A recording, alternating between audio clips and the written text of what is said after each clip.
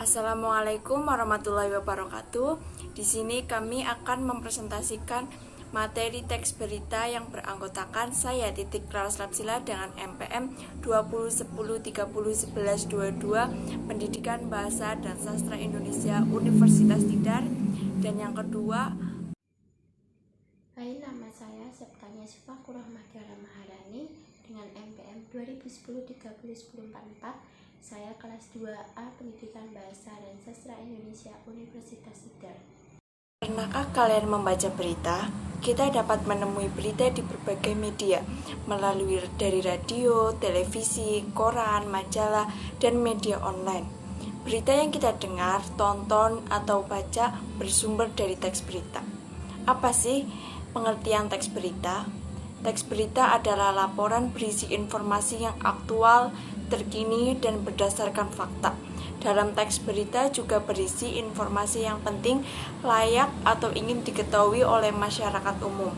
Menurut Kamus Besar Bahasa Indonesia, KBBI, berita mempunyai arti cerita atau keterangan mengenai kejadian atau peristiwa yang hangat. Jadi, bisa disimpulkan, berita merupakan teks berisi informasi yang baru atau yang sedang terjadi. Selanjutnya ada unsur-unsur teks berita, yaitu mengandung 5W1H, yaitu what, apa, nama atau identitas dari suatu kejadian atau peristiwa yang baru atau sedang terjadi, apakah menyangkut hidup seseorang, bencana alam, kerusuhan, dan apa yang diberitakan lainnya. Kemudian who, siapa saja yang terlibat dalam suatu kejadian atau peristiwa, atau siapa tokoh utama yang menjadi sorotan berita tersebut. Kemudian ada where, di mana unsur ini menyatakan lokasi atau daerah tempat terjadinya peristiwa tersebut.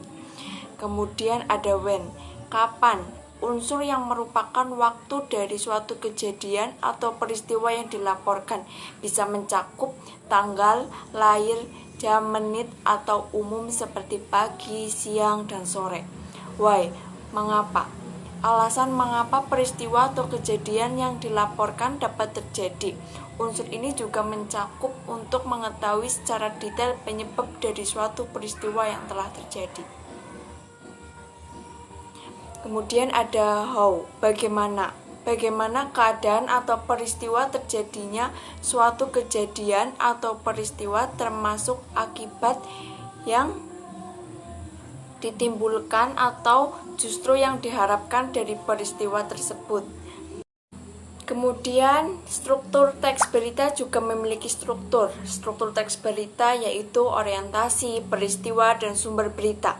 Berikut penjelasan singkatnya. Yang pertama ada orientasi berita atau yang dikenal dengan pembuka dari teks berita. Berisi penjelasan singkat dari inti informasi atau peristiwa yang ditulis. Orientasi menentukan arah pemberitaan.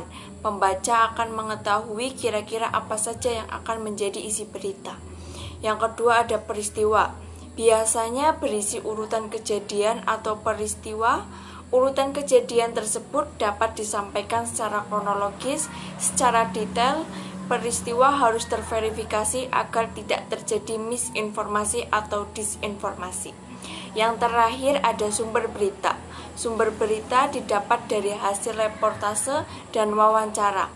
Sumber berita antara lain dari hasil percakapan dengan narasumber, para ahli, siaran pers, data statistik, laporan, surat, atau dokumen resmi.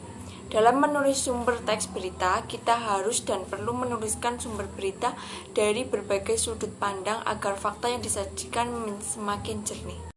Teks berita juga memiliki ciri-ciri yang ada 7, antara lain 1. Ada tempat, kronologi, dan waktu kejadian. Berita biasanya dilengkapi dengan urutan waktu dan kronologis kapan terjadinya suatu peristiwa tersebut terjadi. Kemudian yang kedua ada bahasa baku, sederhana, dan komunikatif. Pada umumnya berita berisi tulisan yang menggunakan bahasa baku sesuai dengan PUEP, sederhana namun tetap menarik dan tidak membingungkan ketika dibaca. Yang ketiga ada unik dan menarik. Unik berarti setiap wartawan atau portal penyedia berita memiliki editorial, redaksi, hingga diksi yang khas.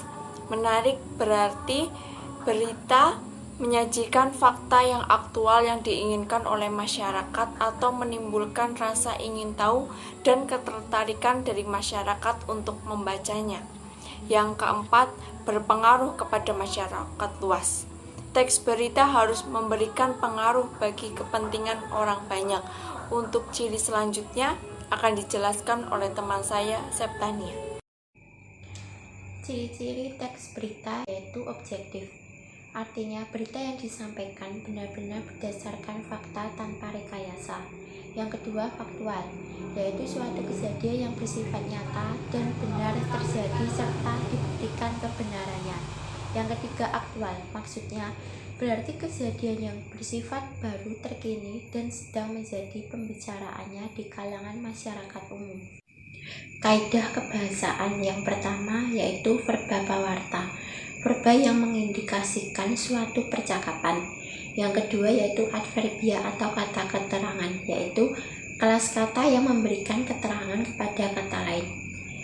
Yang ketiga yaitu kalimat tak langsung, yakni kalimat yang melaporkan atau memberitahukan perkataan orang lain dalam bentuk kalimat tidak langsung yang biasanya untuk mengungkapkan detail berita.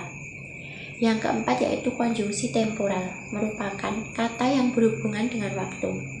Yang kelima, kalimat tak langsung, kalimat yang merupakan hasil kutipan langsung dari pembicaraan seseorang yang sama persis dengan apa yang dikatakannya. Keenam yaitu verba transitif, yaitu verba yang dapat diubah ke dalam bentuk pasif.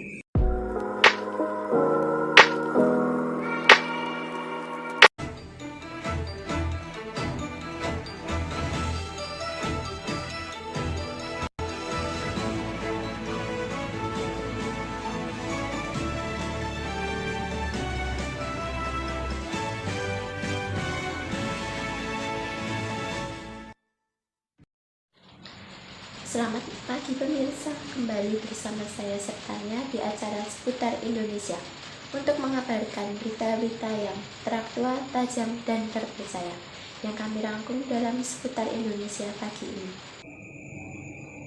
Menteri Koordinator Bidang Pembangunan Manusia dan Kebudayaan atau Menko PMK, Puan Maharani menyatakan pemerintah akan merumuskan kembali kurikulum dan rasio perbandingan sekolah menengah kejuruan atau SMK dan politeknik dengan sekolah menengah atas atau SMA. Tujuannya yaitu agar lulusan SMA dan politeknik sesuai dengan kebutuhan dunia kerja. Selain itu, pemerintah memang tengah bertekad untuk menciptakan pekerja yang profesional dan memiliki kompetensi mumpuni dalam menghadapi persaingan global saat ini. Selain masalah pendidikan umum, politeknik dan akademi serta sekolah kejuruan akan kita tingkatkan kompetensinya. Ini supaya kita bisa menciptakan anak-anak Indonesia yang bisa bekerja secara profesional dan berdaya saing, diakui standarnya oleh negara-negara lain, kata Puan usai memimpin rapat koordinasi tingkat menteri tentang revitalisasi pendidikan vokasional di kantor Kementerian PMK Jakarta. Ia menjelaskan, pembicaraan untuk meningkatkan kualitas dan kompetensi lulusan SMK dan politeknik sebenarnya sudah berlangsung beberapa kali dengan melibatkan 3 kementerian koordinator di lingkup Kabinet Kerja, yakni Menko Perekonomian, Menko Maritim, dan Menko PMK. Sekarang kami targetkan semua halnya bisa berjalan secara efektif dalam 4-5 bulan ke depan, jelas Puan. Puan menuturkan ada 2 hal yang dilakukan dalam revitalisasi pendidikan vokasional, yakni pendidikan dan pelatihan. Untuk pendidikan bisa dilakukan di sekolah-sekolah SMK dan politeknik, sementara pelatihan berupa kursus atau training yang sesuai dengan kebutuhan real dunia usaha. Selain sekolah, sebenarnya lembaga pelatihan sudah dimiliki oleh pemerintah selama ini, ujar dia. Namun, ke depan yang dibutuhkan adalah percepatannya dan bagaimana dunia usaha bisa menyatu di dalamnya. Hal ini hanya bisa terjadi kalau kurikulum diubah atau disesuaikan dengan standar kompetensi serta disiapkan secara matang dan terencana. Rapat tersebut dihadiri oleh Menko Perekonomian Darmin Nasution, Menteri Pendidikan dan Kebudayaan Anies Baswedan, dan Menteri Tenaga Kerja Hanif Dakiri.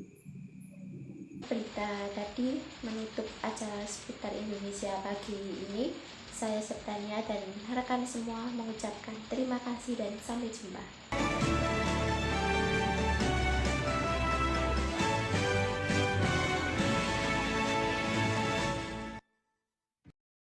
Selamat pagi pemirsa, kembali bersama saya Titik Ratsila di acara seputar Indonesia untuk mengabarkan berita-berita yang teraktual, tajam, dan terpercaya yang kami rangkum dalam seputar Indonesia pagi ini. Peserta SBMPTN seleksi bersama masuk perguruan tinggi negeri naik signifikan. Mayoritas siswa sudah melek teknologi. Pada hari Selasa 17 Januari 2017, Ketua Panitia Seleksi Nasional Masuk Perguruan Tinggi Negeri SNPTN atau Seleksi Bersama Masuk Perguruan Tinggi Negeri SBMPTN 2017, Rafiq Kasardi mengatakan, kuota SBMPTN Computer Based Test atau CBT tahun ini meningkat tajam tidak lepas dari pola pikir mayoritas siswa yang sudah melek teknologi. Hal ini dikatakan dibuktinya dari tinggi permintaan CBT tahun lalu, sementara panitia belum siap dari segi sarana prasarana. Rafiq menerangkan keuntungan CBT ialah lebih cepat dan dari sisi kerahasiaannya juga lebih rahasia. Berita yang tadi telah ditayangkan menutup acara seputar Indonesia pagi ini. Saya Titik mengucapkan terima kasih dan sampai jumpa.